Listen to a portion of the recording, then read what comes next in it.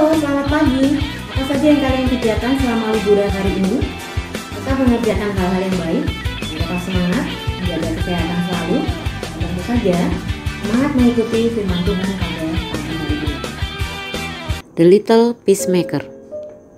Siapa yang suka dengan pertikaian dan pertentangan? Tidak ada, bukan? Semua suka keadaan yang aman, tentram, dan damai. Lantas bagaimana kalau ternyata keadaan di sekitar kita penuh dengan pertikaian dan pertentangan? Kita tidak boleh hanya berdiam diri saja dengan keadaan itu, atau malah ikut terpengaruh dengan keadaan itu. Nah, dalam keadaan demikian adalah menjadi tugas kita untuk menjadi pembawa damai seperti Helen dalam cerita berikut ini. Mari kita simak cerita ini bersama-sama. Aku, pertemuan keluarga. Kamu kira aku tidak ada pekerjaan? Seru Papa. Aku ada rapat sore ini. Jangan membentakku, David, seru Mama tidak mau kalah. Bukankah biasanya kamu yang selalu saja pergi? Itu kan dulu, Jane, seru Papa dengan suara yang lebih tinggi. Sekarang aku sibuk. Aku juga sibuk, David, seru Mama. Sudah, Papa Mama hentikan, seru Helen sambil menangis.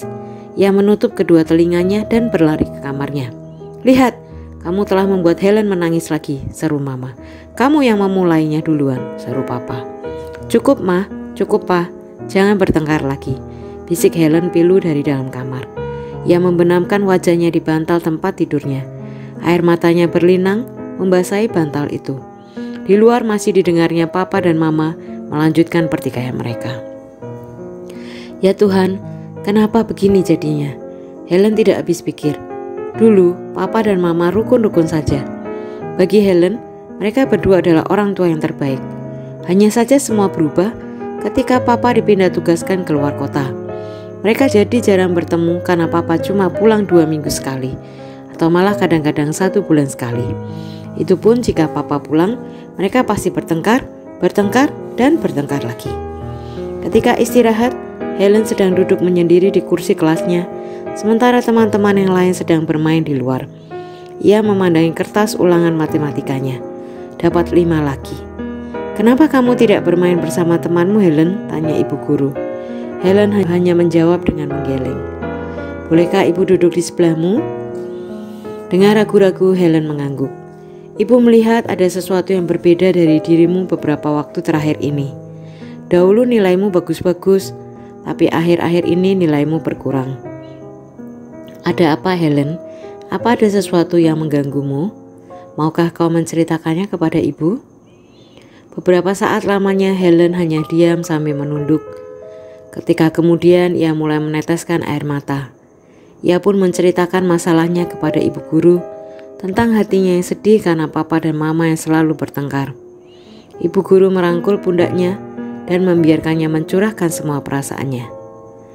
Helen ingin semua kembali seperti dulu. Tapi Helen tidak tahu harus melakukan apa. Tutup Helen di tengah isaknya. Ibu rasa pasti ada sesuatu yang bisa kamu lakukan, Helen, kata ibu guru. Tetapi Helen masih kecil, Bu. Apa yang bisa Helen lakukan? Berdoalah dengan sungguh-sungguh untuk Papa dan Mamamu. Ibu guru juga akan selalu berdoa untuk keluargamu. Pasti akan ada jalan keluar untuk masalahmu, kata ibu guru tersenyum. Beberapa hari kemudian, suatu malam, Helen duduk di samping tempat tidurnya dan berdoa. Tuhan Yesus, apa yang bisa Helen lakukan untuk Papa dan Mama? Tiba-tiba di pikirannya terbentik sebuah ide. Ini bagus sekali. Tapi bisakah aku melakukannya? Sejenak Helen ragu akan idenya. Tapi bagaimana aku tahu itu akan berhasil jika aku tidak pernah mencobanya? Mungkin ibu guru bisa membantuku.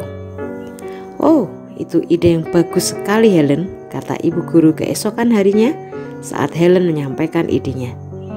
Tapi apakah bisa berhasil ya, Bu? Tidak ada salahnya kalau kamu mencoba. Ayo, ibu bantu memikirkan idemu itu. Sepulang sekolah, Helen dan ibu guru membicarakan rencana mereka. Wah, apa ya rencananya? Apakah kalian penasaran? Suatu malam di akhir minggu, Papa panggil Helen dari pintu kamar. Ada apa, Helen? Tanya Papa sambil berpaling dari buku yang sedang dibacanya. Bisakah Papa membantuku di halaman belakang? Membantu apa? Sebentar saja, Pak. Baiklah, tapi jangan lama-lama ya. Papa segera meninggalkan bukunya dan menyusul Helen ke halaman belakang. Tapi sesampainya di sana, ia tidak menemukan Helen. Ia hanya menemui seorang yang tengah berdiri di atap teras sambil memegang sebuah senter. Jane? David? Kata Mama yang ada di atas atap. Apa yang sedang kamu lakukan di atap malam-malam begini? Tanya David heran. Si Helen tadi memanggilku dari balkon kamarnya. Ia berkata kalau tadi kunci kamarnya terjatuh ke atap ketika ia sedang ada di balkon kamarnya dan ia tidak bisa keluar dari kamarnya. Jadi aku naik ke atap dengan tangga untuk membantunya mencari kunci kamarnya. Tapi tahukah kamu, begitu aku sampai di atap, tiba-tiba ia sudah ada di bawah dan mengambil tangganya sehingga aku tidak bisa turun. Kurasa kamu sudah dikerjai, kata Papa tertawa. Jangan tertawa saja, kata Mama cemberut. Bantu aku turun. Mungkin jika kamu mau memintanya baik-baik, aku akan menolongmu. Oh, kamu jangan bercanda, David, kata Mama kesal. Aku tidak bercanda, kata Papa seolah-olah hendak pergi.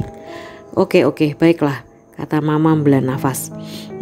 David, maukah kamu menolongku turun? Nah, begitu dong, kata Papa. Ia kemudian mengambil sebuah kursi dan naik ke atasnya. Ayo turun, aku akan memegangmu dari bawah. Dengan hati-hati Mama kemudian duduk di pinggir atap dan kemudian turun perlahan. Tangan Papa menyambutnya dari bawah.